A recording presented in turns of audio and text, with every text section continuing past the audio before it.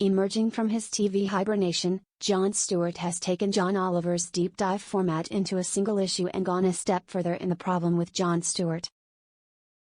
If The Daily Show offered a satirical spin on the news, this Apple TV Plus series is essentially an advocacy-based news magazine, one where the comedy bleeds out incidentally more than by actual planning. Stewart, who has already adopted this role with his crusade on behalf of 9/11 first responders, has capitalized on the freedom that his reputation affords him in order to take this leap, doing something that's the equivalent of serving steamed vegetables to those fans who might have tuned in expecting salty snacks. He somewhat sheepishly acknowledges as much during segments in which he strategizes with his producers, some of whom hail from news backgrounds that speak to the program's hybrid nature. Still, Stewart has always practiced a form of journalism, using comedy as the delivery system. At The Daily Show, that meant reaching viewers who might not otherwise be heavy news consumers, dressing up current events in a more enticing package. By moving to the less commercially pressured realm of streaming, Stewart has dispensed with the pretense of spooning out sugar to help the messages go down.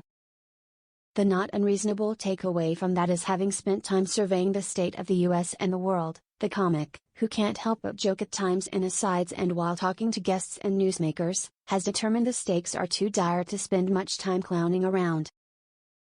Scheduled on an every other week basis with a related podcast, Stewart opens with a topic near and dear to his heart, focusing on veterans whose health claims associated with burn pits have fallen on deaf ears with the US government. Just watched Jon Stewart blasts Congress for giving veterans the cold shoulder. Replay more videos. Must watch Jon Stewart blasts Congress for giving veterans the cold shoulder. 1:54 We support our troops, unless they actually need support, Stewart says, proceeding to interview suffering military personnel along with their family members, followed by a very pointed sit-down with current U.S. Secretary of Veterans Affairs Dennis McDonough.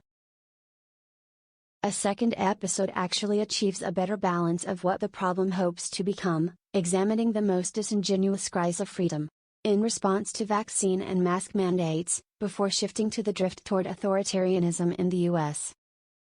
Stewart interviews those who have witnessed the process firsthand in Venezuela, the Philippines and the Middle East, including journalist Maria Ressa and Bassem Youssef, who was once dubbed the Egyptian Jon Stewart. Stewart has always exhibited first-rate interviewing chops, and with episodes running about 45 minutes, he has ample time to display them.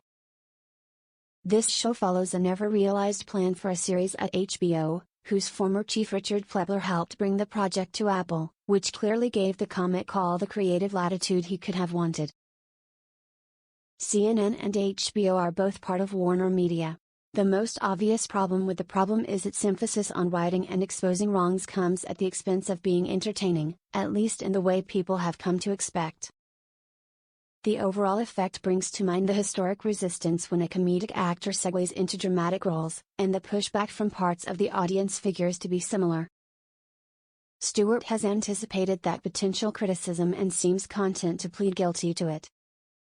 Having spent years eliciting laughs, in The Problem Stewart has different priorities, embarking, however lofty it might sound, on a search for solutions.